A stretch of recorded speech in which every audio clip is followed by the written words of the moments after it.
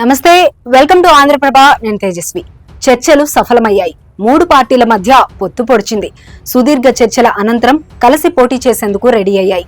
దాదాపు 3 రోజులు ఢిల్లీలో మకాం వేసి బీజేపీ పెద్దలతో చర్చలు జరిపిన చంద్రబాబు, పవన్ కళ్యాణ్ ఎట్టకేలకు సక్సెస్ అయ్యారు. ఈసారి ఎన్నికల్లో 3 పార్టీలు కలిసి ఒకే వేదికను పంచుకోనున్నాయి.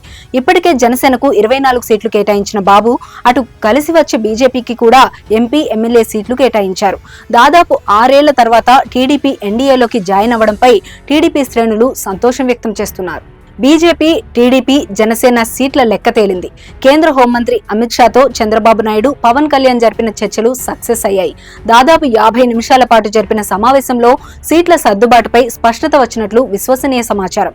రాష్ట్ర, దేశ ప్రయోజనాల కోసం కలిసి పనిచేయాలని 3 నేతలు నిర్ణయం తీసుకున్నారు. ఎన్డీఏ కూటమిలో చేరాలని చంద్రబాబు, పవన్ కళ్యాణ్ ను అమిత్ షా ఆహ్వానించారు. అందుకు 2 నేతలు అంగీకరించారని తెలుస్తోంది. త్వరలో జరిగే ఎన్డీఏ భేటీకి టీడీపీ హాజరయ్యే అవకాశం ఉంది. ఏపీలో 175 అసెంబ్లీ, 25 లోక్సభ స్థానాలు ఉన్నాయి. ముచ్చటగా 3వసారి కేంద్రంలో బీజేపీ అధికారం రావాలని ప్రయత్నిస్తోంది. ఇప్పటికే టార్గెట్ ఫిక్స్ చేసుకుంది.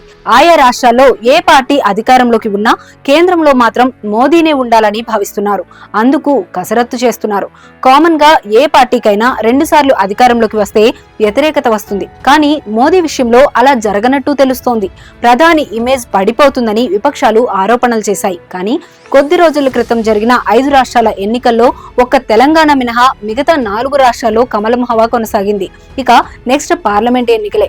వాటిపై బీజేపీ దృష్టి సారించింది. అందుకే ఎన్డీఏ నుండి బయటకు వెళ్లిన నేతలను మచ్చిక చేసుకుంటున్నారు.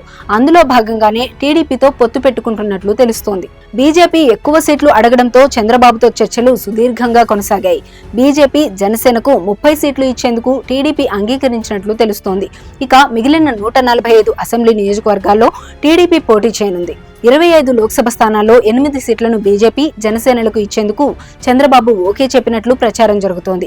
8 సీట్లలో బీజేపీ 6 చోట్ల బరిలోకి దిగే అవకాశం ఉంది. అసెంబ్లీ గురించి బీజేపీ అంతగా పట్టించుకోవడం లేదు. లోక్సభ సీట్ల పైనే ఫుల్ ఫోకస్ పెట్టింది.